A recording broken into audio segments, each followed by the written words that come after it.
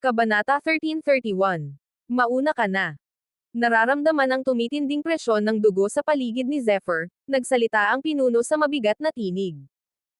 Ang kanyang boses ay tila dagandong ng kampana, malalim at walang bahid ng masamang aura. Mahirap paniwala ang isa siyang masamang martial artist. Ginoo, hindi maliit na bagay ito. Halatang nag-aalala pa rin ang lalaking mahina ang tinig. Alam ko ang limitasyon ko. Walang emosyon na tugon ng pinuno habang nakatingin sa kabilang panig. Umalis na kayo. Parang nakita ang determinasyon ng pinuno, na pabuntong hininga na lamang ang kabilang panig bago mabilis na umabant kasama ang kanyang mga tauhan. Gusto nyo nang umalis. Kumislap ang katawan ni Zephyr habang mabilis na kumalat ang flash shining sa ilalim ng kanyang mga paa. Sa sandaling iyon, malayang humandar ang kanyang galaw. Kahit wala siyang kapangyarihan ng liwanag, mas mabilis pa rin siya kaysa sa ordinaryong tao. Ang kanyang buong katawan ay tila naging isang sinag ng liwanag. Kasabay ng pagsabog ng anyo ni Zephyr, isang napakalawak at napakabigat na presyon ang biglang bumagsak. Ang pinuno ay tila isang sinaunang bundok ng demonyo na marahas na pumihil sa kanya. Napakabagsik ng aurang iyon.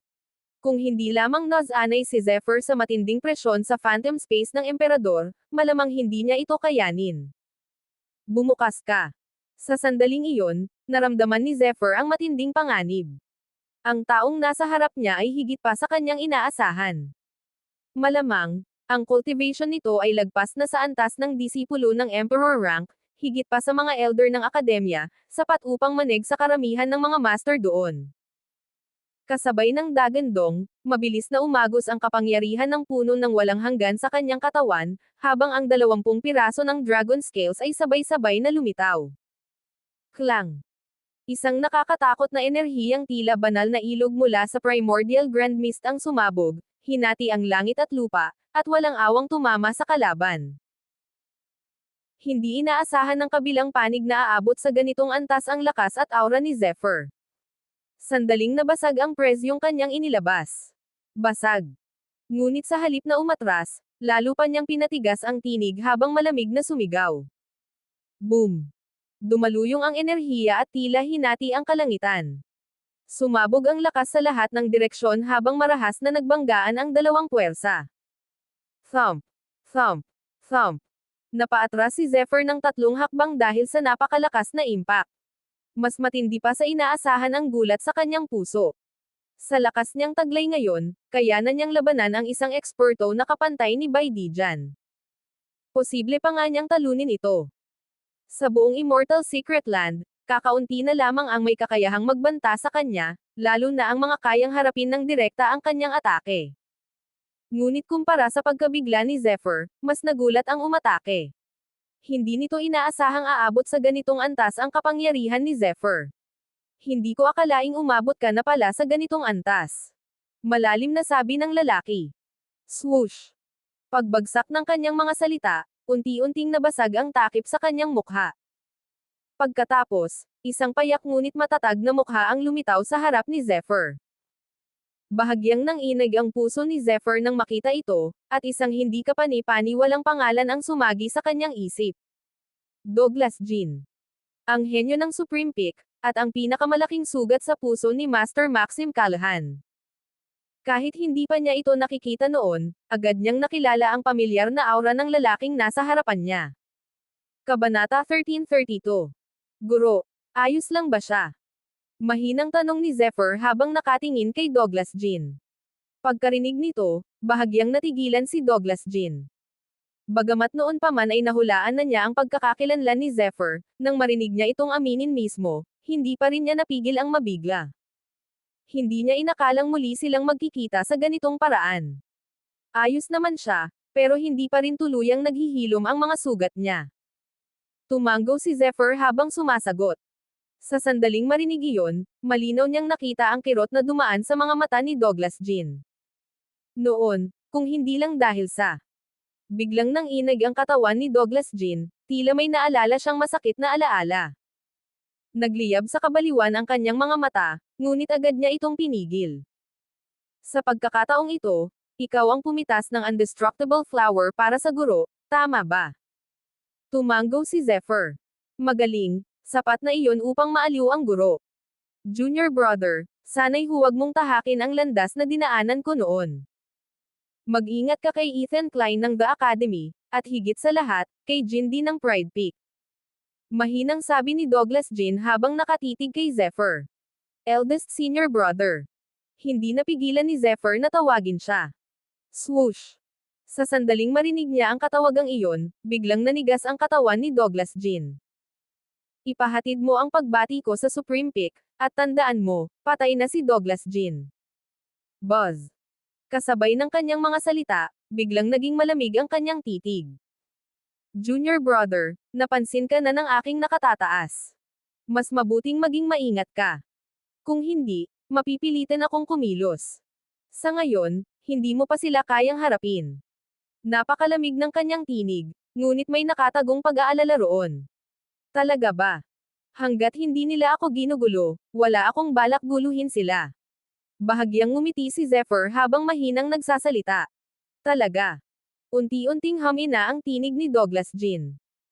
Kasabay nito, tahimik na naglaho ang kanyang katawan, at ang natira na lamang ay isang aninong unti-unting naglulusaw sa hangin.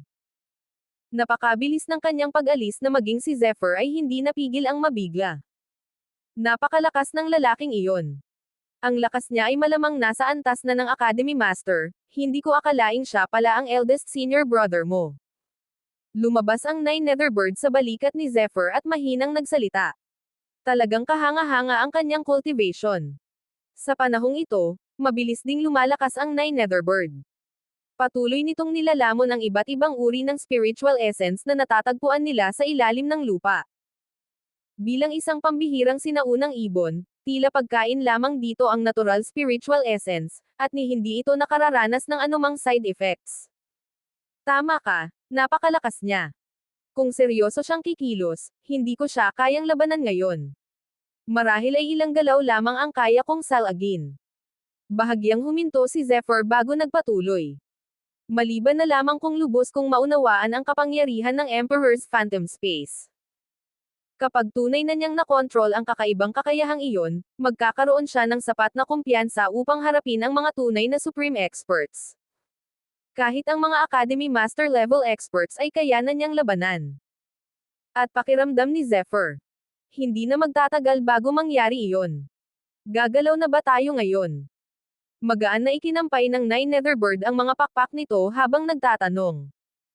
Hahanapin muna natin ang Beast King. Bahagyang ngumiti si Zephyr. At pagkatapos, panahon na upang makipagkita sa ilang matatandang kaibigan. Kabanata 1333. Habang dahan-dahan niyang iminumulat at ipinipikit ang kanyang mga mata, isang nakamamatay na aura ang sumabog mula sa katawan ni Zephyr. Para siyang naging isang Azure, habang ang matinding Hungarian pumatay ay pumailan lang sa kalangitan. Sa tulong ng kanyang soul sensing, mabilis na natunton ni Zephyr ang nakatagong hari ng mga halimaw. Sa sandaling iyon, kapansin-pansing lumakas ang kapangyarihan ng hari ng mga halimaw.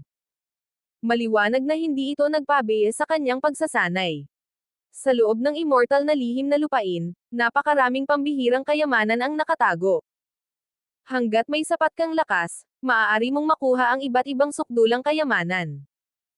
Matapos maselyuhan ng napakaraming taon, natural lamang na humina ng husto ang kapangyarihan ng hari ng mga halimaw. Tulad ito ng Nine Netherbird, sa oras na mabasag ang selyo, agad itong pumasok sa isang baliw na yugto ng pagbawi ng lakas. Ngunit kumpara sa naging pag-unlad ng hari ng mga halimaw, mas labis ang pagkabigla nito nang makita muli si Zephyr.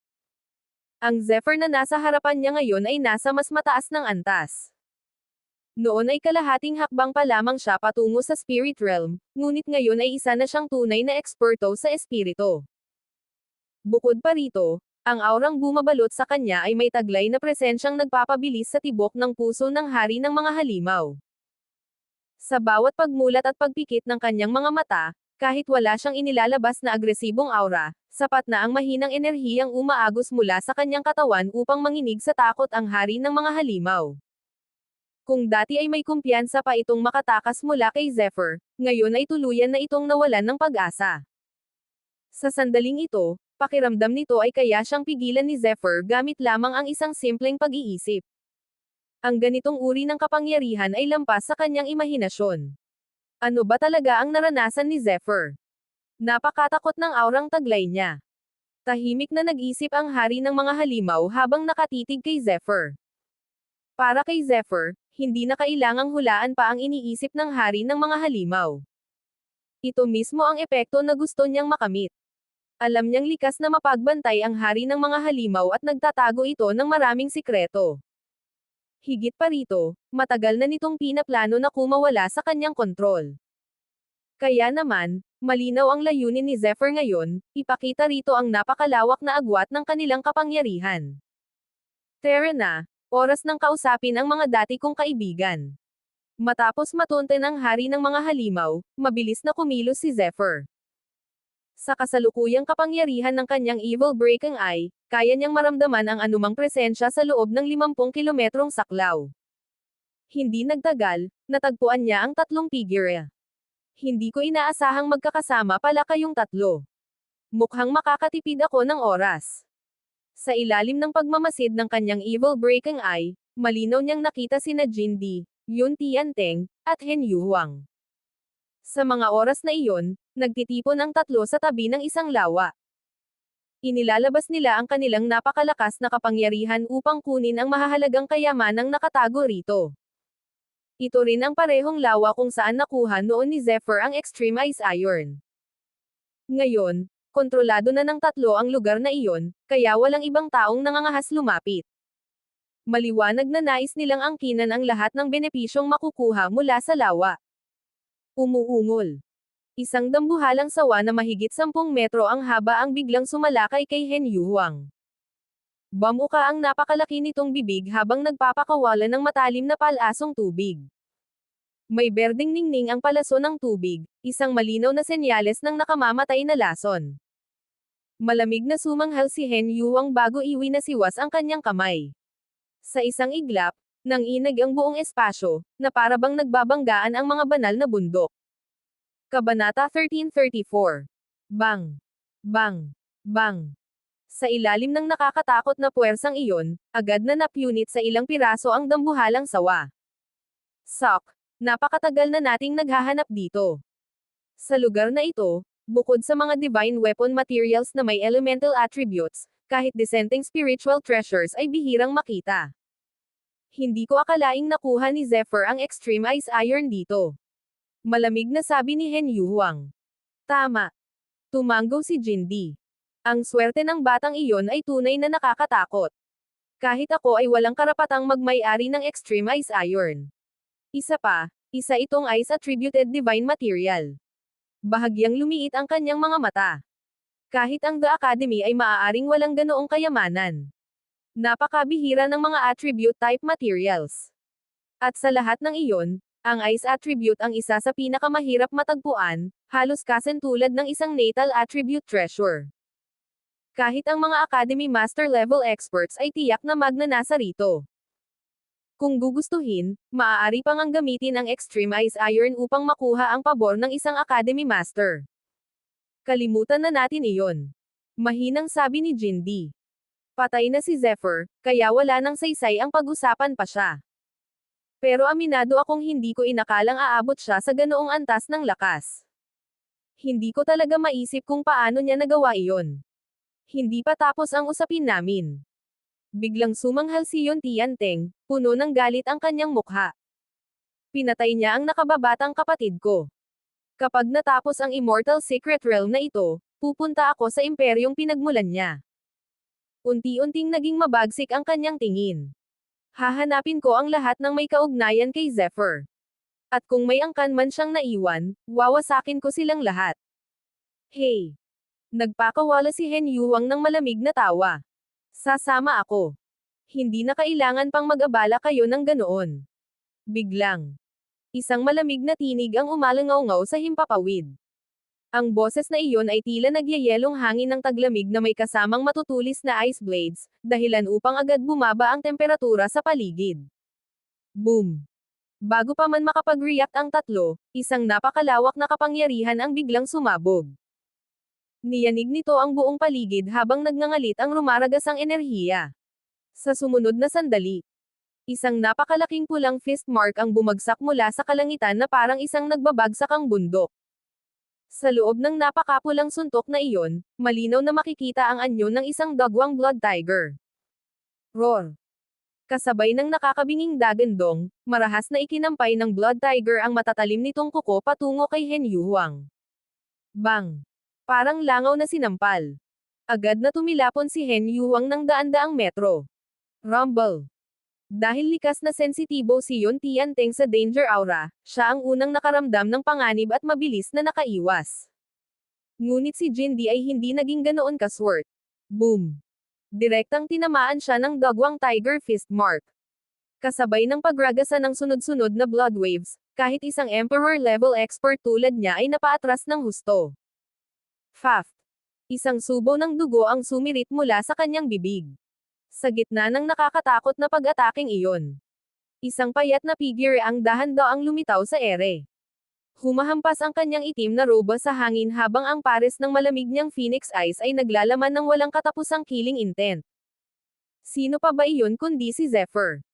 Sa sandaling ito, may malamig na ngiti sa kanyang mukha. Tahimik siyang nakatayo sa himpapawid, kalmado at walang emosyon. Na para bang wala siyang kinalaman sa nakakatakot na pag-ataking kagagaling lamang niya. Kabanata 1335.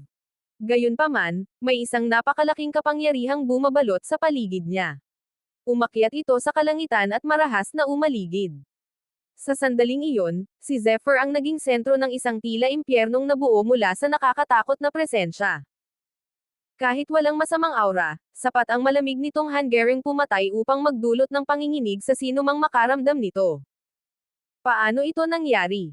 Pagkakita kay Zephyr, biglang nagbago ang ekspresyon ng tatlong emperador.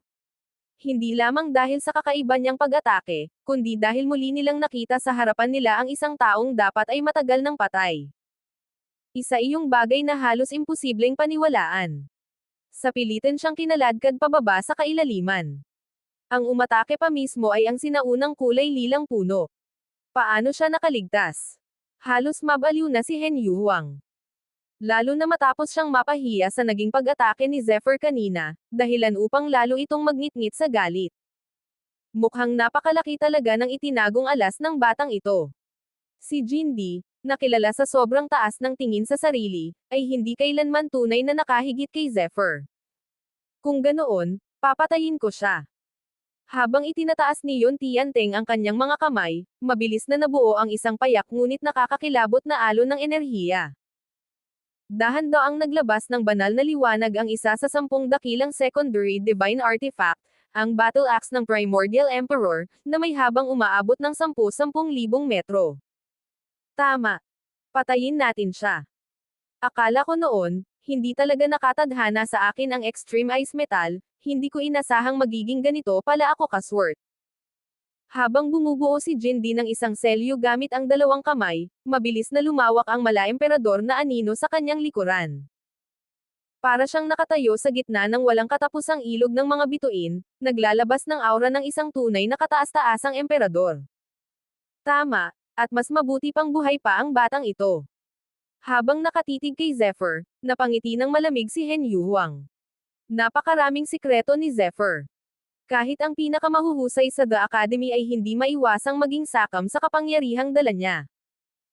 Isang binatang 16 o 17 taong gulang lamang, ngunit mula sa pagiging tila hamak na nilalang ay umangat hanggang sa puntong ito. Imposibleng marating niya iyon sa normal na pagsasanay lamang. Iisa lang ang ibig sabihin nito. May taglay siyang sukdulang sikreto. At iyon ang dahilan ng kanyang nakakabaliw na paglakas. Kung mapapatay nila siya, mapapasa kanila rin ang lahat ng sikreto niya.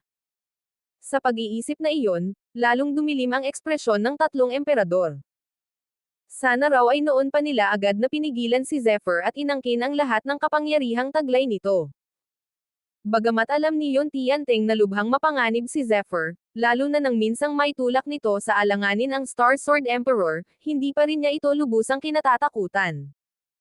Pagkatapos ng lahat, ang Star Sword Emperor ang pinakamahina sa 9 Emperor-level disciples. Samantalang silang tatlo. Sila ang tunay na pinakamalalakas. At ngayon, Matapos makuha ang mas marami pang biyaya at kapangyarihan, naniniwala silang sapat na ang lakas nilang tatlo upang tuluyang durugan si Zephyr. Patayin siya. Nagkatitigan ang tatlo at agad na naunawaan ang iniisip ng bawat isa. Samantala, napangiti lamang ng mapait si Zephyr habang hinahaplos ang kanyang ilong. Mukhang, tinuturing nila akong madaling durugan. Unti-unting nagbago ang kanyang ekspresyon. At kasabay noon, lumabas ang tunay niyang hanggaring pumatay. Kung ganoon, ako na mismo ang dudurog sa mga pangarap ninyo. Swoosh! Pumatay. Kasabay ng galit na sigaw ng tatlong Emperor-level disciples, sabay-sabay ding kumilos si Zephyr upang sumalakay.